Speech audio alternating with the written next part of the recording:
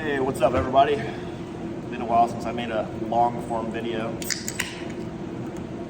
I guess it doesn't really matter if I make a long form video or a short video. They get about the same amount of views. So I appreciate about 100 of you that continue to watch my my videos over the past 10 years. I've been on YouTube for 10 years and I only have about 1,400 followers. So it's quality, not quantity, right? So thanks.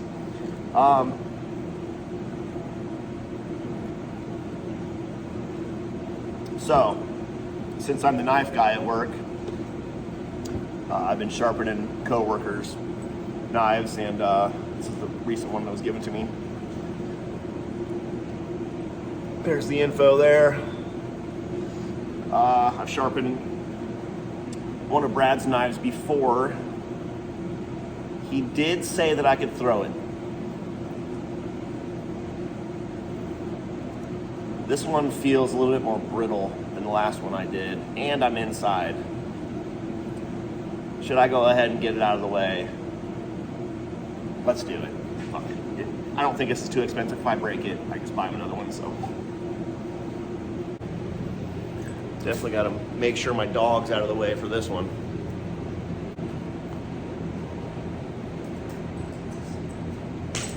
Okay, quick underhand half spin. That's good enough. I don't want to press my luck here. Got a little bit of rust right there, which is strange because this is some sort of stainless. I'm going to use some flits there. This stuff's incredible. Jason Johnson turned me onto this a few years ago, probably back in 2016, 2017 or something like that. Yes, I am just using paper towel because I don't feel like finding a rag, but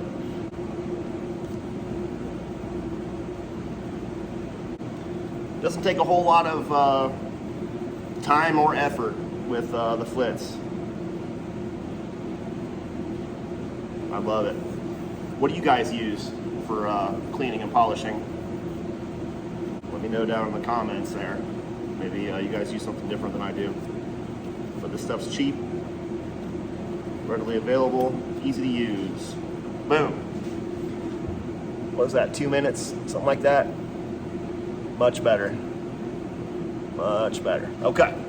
Obviously I'm gonna try to get this as sharp as possible, so let's go ahead and do the old paper test. This is some older paper, it's not crisp, so it'll be even harder to cut when I'm done, but this has, ooh, I can cut, wow. It has a little bit of an edge down here, up here it absolutely does not. I'm assuming you use this a lot on a cutting board for chopping vegetables, but there you go. Starting with 120 grit, I'm only gonna do a couple passes here.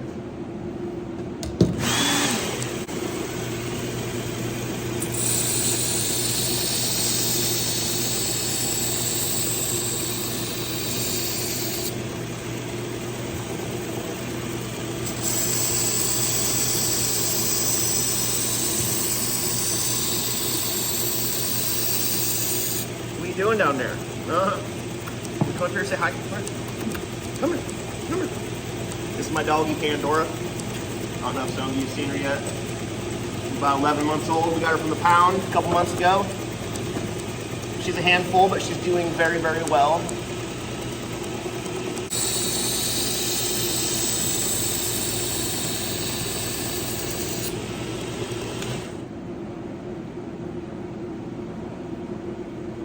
Okay, definitely have a burr. Moving on to the next belt. I have these all marked one through last. That's one thing, it's a little bit of a pet peeve of mine. They're not numbered and they're all similar colors. So if you don't know, it can be confusing.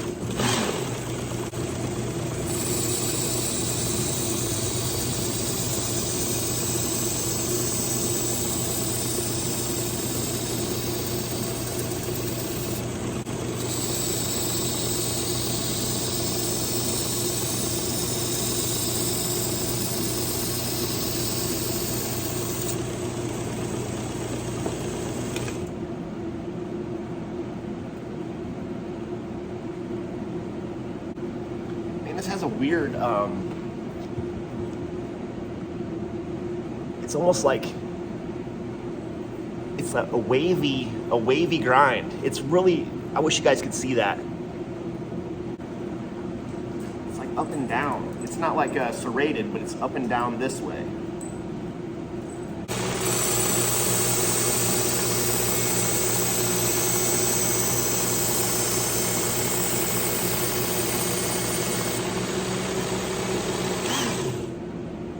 Okay, I saw the burr on that real nice and crisp this time, so.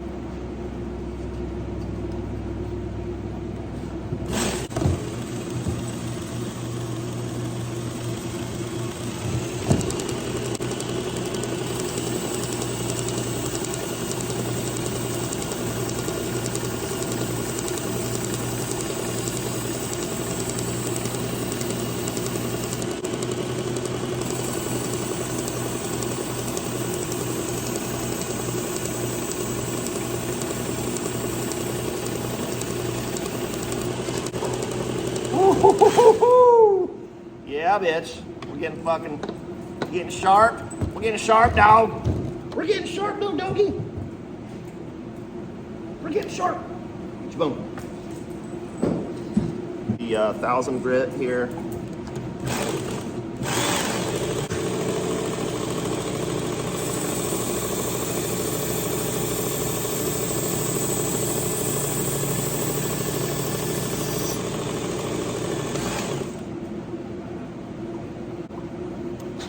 Okay. I no longer have the leather strap belt. I always buy aftermarket belts. These are the original ones that come with it. I have aftermarket belts. Every time I buy an aftermarket strapping belt, it the seam comes apart, and I haven't found one that stays together yet. So I just got this 5000 grit, I think.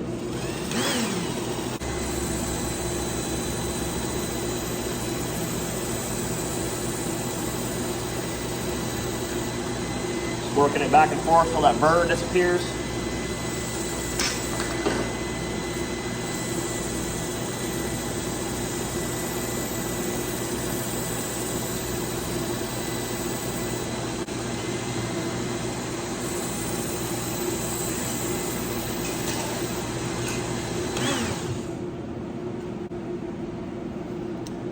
Shut my leather belt.